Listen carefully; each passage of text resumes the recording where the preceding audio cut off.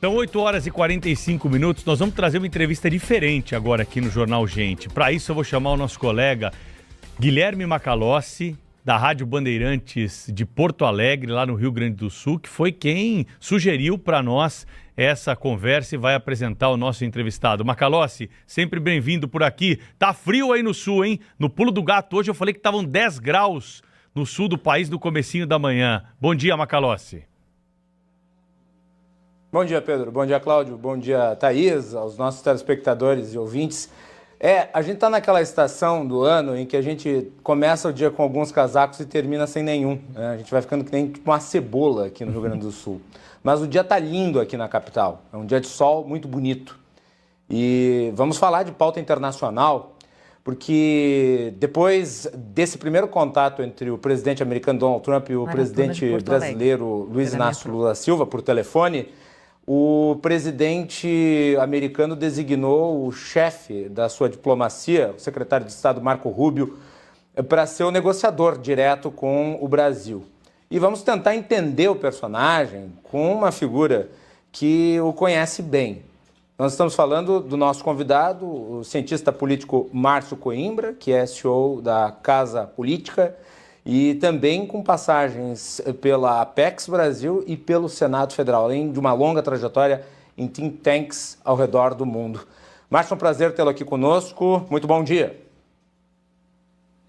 Macalossi, uma satisfação estar aqui com você nesta manhã e também estar aqui com o Pedro, com a Thaís e com o Cláudio para conversar um pouco mais e destrinchar esses assuntos da arena internacional. Márcio, deixa eu começar lhe perguntando sobre a origem do Marco Rubio. Ele é filho de dissidentes do regime ditatorial cubano. E me parece que a origem do seu perfil ideológico nasce daí. Considerando a origem política do presidente Lula e as conexões do PT na seara internacional na América do Sul, notadamente com partidos de esquerda, inclusive com muita simpatia pelo regime de Cuba, isso é um atravancador para uma boa relação das partes?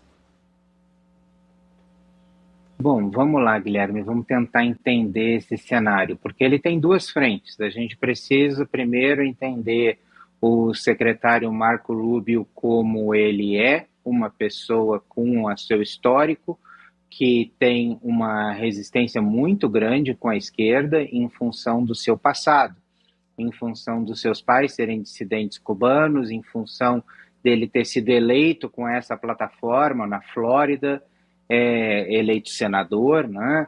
Ele tem um forte apoio dentro dessa comunidade, dentro da Flórida, e isso sempre foi um tema muito importante para ele. Agora, em termos de Estados Unidos, a gente não pode colocar isso à frente daquilo que é determinado pelo presidente dos Estados Unidos. Então, na qualidade de secretário de Estado, ele é menos o Marco Rubio e mais o secretário de Estado de Donald Trump. Então, a gente precisa entender qual a orientação do Donald Trump, porque o Trump é um líder que exige muita fidelidade e exige que os seus secretários tenham a mesma postura e tenham o mesmo direcionamento que ele dá da Casa Branca. Então, quando um secretário de Finanças, como Scott Bessent, ataca o Brasil, ou algum outro membro, ou o Lutnick na área no secretário de Comércio também, quando existe ali algum ataque em relação ao Brasil, este ataque ele é respaldado pela Casa Branca, assim como qualquer outra movimentação. Então, independentemente das posições que esses atores possuem dentro da política americana, no momento que eles estão nesses cargos, eles estão adstritos ao desejo e à política imposta e recomendada por Donald Trump no comando do Salão Oval. Márcio, muito bom dia, bem-vindo aqui ao nosso programa. Já conversamos aqui agora há pouco com o professor Paulo Rabelo de Castro sobre esse processo negocial, que deve ser muito duro, né, muito áspero, como todo processo negocial mesmo, com toda negociação, mas é bom que aconteça, né? Aliás, é o que o Brasil precisa que aconteça. O que eu gostaria de saber é o seguinte, muito embora a gente saiba que, evidentemente, o secretário Marco Rubio vai obedecer, vai seguir as instruções que receber do presidente norte-americano, no caso particular dele e de outros líderes, de outros integrantes do governo atual dos Estados Unidos, ele tem, como é que eu diria, luz própria, né? Ele chegou, inclusive, a disputar primárias para ser candidato a presidente, etc. Ele tem posições muito firmes contra governos que eles consideram de extrema esquerda, como é o governo do Brasil. Por isso que eu queria saber em que medida o Marco Rubio vai influenciar, digamos assim, nessas instruções, ou seja, à medida em que ele receba as instruções do Trump, se ele vai ponderar ou se ele vai apenas obedecer, ou se ele vai, presidente, isso não, enfim, ele vai construir, digamos assim, essa pauta. E outra questão que eu gostaria que você comentasse é sobre o que os negociadores tradicionais do Itamaraty me falam, que é necessário que o primeiro desafio dos brasileiros, né, dos negociadores brasileiros, será identificar as demandas americanas. Eu gostaria de saber, com a sua experiência, que demandas seriam essas, né? O que é que os Estados Unidos querem do Brasil nessa negociação? Obrigado, Cláudio. São pontos muito importantes que você levanta aí com os seus questionamentos. Vamos lá, vamos organizá-los. Certamente o Donald Trump ele escuta muito os seus assessores, né? Ao contrário do que muitos pensam, a característica do Trump é de escutar sim as pessoas que estão em volta dele, exatamente as pessoas que ele confia. O Marco Rubio ele está numa posição muito especial como secretário de Estado. É o secretário mais importante do governo americano historicamente, né? Então ele é o secretário, digamos, número 1 de todos os outros que ocupam todos os outros departamentos, que são 15 nos Estados Unidos. Então, o Marco Rubio ele tem essa característica de ser um líder e de já ter também tentado a Casa Branca. Então, o que a gente enxerga dentro desse cenário? Ele é um postulante à sucessão de Donald Trump. Donald Trump irá escolher um nome entre todos que estão ali para ser aquele que irá sucedê-lo. E todos estão nesta corrida. Claro que o vice-presidente J.D. Vance é um claro competidor, mas Marco Rubio se coloca também de uma forma muito competitiva dentro desse cenário. Então é importante para a gente entender como ele se coloca. E essa postura dele em relação à América Latina pode influenciar muito Donald Trump, porque ele sabe que Rubio é um especialista em América Latina, que ele entende de Venezuela, entende de Colômbia, entende de Argentina, de Brasil, de todos os países que têm questões mais sensíveis com os Estados Unidos e pode, através desse canal, construir soluções que sejam relevantes para a política americana. Então, acredito que Trump irá ouvir Marco Rubio, sim, e que Rubio irá ser aquilo que Donald Trump determinar, mas ele será ouvido na construção dessa política. Trump tem essa característica, ele escuta os assessores mais próximos e as pessoas que ele mais confia. Agora, relativo às negociações que nós teremos com os Estados Unidos, elas estão avançando. Eu estou embarcando hoje mais uma vez nos Estados Unidos, hoje à noite, já tive outras vezes desde o início dessa. E a história é sempre a mesma. A diplomacia corporativa brasileira, ela assumiu um caráter que a diplomacia oficial não conseguiu fazer. Com os canais obstruídos por conta de uma pressão ideológica do presidente Lula até aqui, os nossos diplomatas em Washington, eles não tiveram acesso de alto nível ao governo. Então, pessoas que já trabalharam no governo americano e que hoje fazem esse tipo de interlocução para o setor privado, como é meu caso, foram acionados e começaram a criar canais alternativos para construir este tipo de solução. O que Donald Trump tem como política? Ele tem como política uma reindustrialização dos Estados Unidos. Então, o que o governo brasileiro poderia fazer, por exemplo, que agradaria muitos americanos?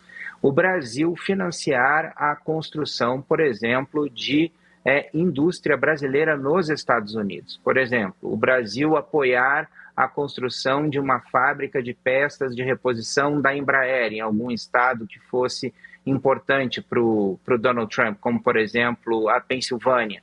Isso é possível, isso é uma solução. Os americanos, desde o começo, enquanto a gente negociou com eles e diretamente com a Casa Branca e com o próprio Marco Rubio desde o começo, eles tiveram uma posição muito clara e a gente entende isso. Eles não querem que a economia americana seja afetada. Então, já que, por exemplo, 80% das aeronaves regionais americanas são da Embraer, eles não poderiam deixar sobretaxar as peças de reposição desses aviões. Então, a Embraer entrou numa lista de exceções. Assim como outros produtos que nós negociamos também entraram em uma lista de exceções, porque eles poderiam prejudicar a economia americana. O Trump não é bobo, ele entende de comércio, ele entende de negociação e ele sabe aonde o sapato aperta na economia americana e ele sabe exatamente o que ele quer fazer. Quando a gente senta e negocia, a gente entende exatamente isso. Então, várias pessoas, assim como eu, têm aberto esses canais e eles têm sido fundamentais para a gente solucionar essa crise. E agora, com o governo abrindo mais um canal, que é o canal oficial, isso também ajuda as negociações que a gente tem também. E também as negociações que nós tivemos nas semanas e meses passados ajudaram também a destravar a visão do governo americano e trazer o governo americano à mesa e facilitar isso, essa composição com o governo brasileiro. Ô Márcio, dentro desse raciocínio, por que você acha que o café não entrou na lista de exceções? Thaís, porque o café ele tem substituto em outros países, né? A gente tem café etíope, café colombiano. Claro que o café brasileiro ele tem em muito maior volume, mas não são como peças da Embraer, que a gente não pode produzir, por exemplo, o Cazaquistão, por exemplo, ele não pode exportar peças de reposição para aviões da Embraer nos Estados Unidos. Ou como, por exemplo, o suco de laranja, que não é produzido na quantidade e não abastece os Estados Unidos na quantidade que nós abastecemos. Então, na verdade, o café é um dos candidatos a entrar em lista de exceção. Se houver aí uma próxima lista, o café deve entrar, é uma das coisas que a gente vem negociando e que eu acho que existe grande possibilidade, mas existem países que são concorrentes do Brasil na produção de café. E exatamente eles estão também pressionando para que as tarifas ao Brasil se mantenham e que eles consigam ter mais acesso ao mercado. Ô Márcio, você tem tratado diretamente com o Marco Rubio? Você já falou com ele? Recentemente, são interlocutores que tratam desse assunto com os representantes de empresários brasileiros que estão nesse diálogo, né, antes mesmo do telefonema de Trump para Lula. Você imagina, o que você pode contar um pouco do perfil dele a respeito desse momento que Brasil e Estados Unidos vivem aí uma crise diplomática por conta do tarifaço? Bom, Pedro, o que eu posso te dizer é o seguinte, o Marco Rubio eu conheço pessoalmente há bastante tempo, eu já apresentei o governo brasileiro e levei ele a conversar com o Marco Rubio já no passado, enquanto ele era senador, articulei essas conversas.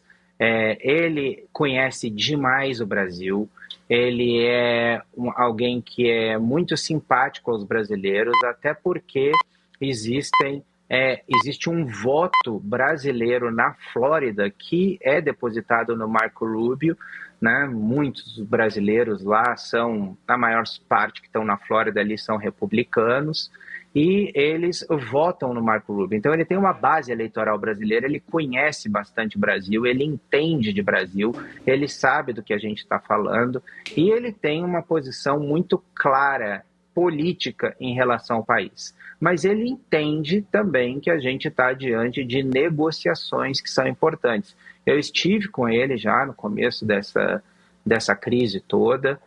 Devo estar com ele de novo agora, e também com outros interlocutores que nós temos dentro da Casa Branca, assessores que são, e também pessoas ligadas diretamente ao presidente dos Estados Unidos, o Donald Trump, e na Secretaria de Tesouro, na Secretaria de Comércio, são todas as pessoas que estão mobilizadas, mas eu quero que as pessoas entendam o seguinte: o Brasil não é o único player com os americanos, né? Talvez a gente se dê, claro, porque a gente está falando do nosso país, a gente se dê uma importância muito maior do que a gente tenha.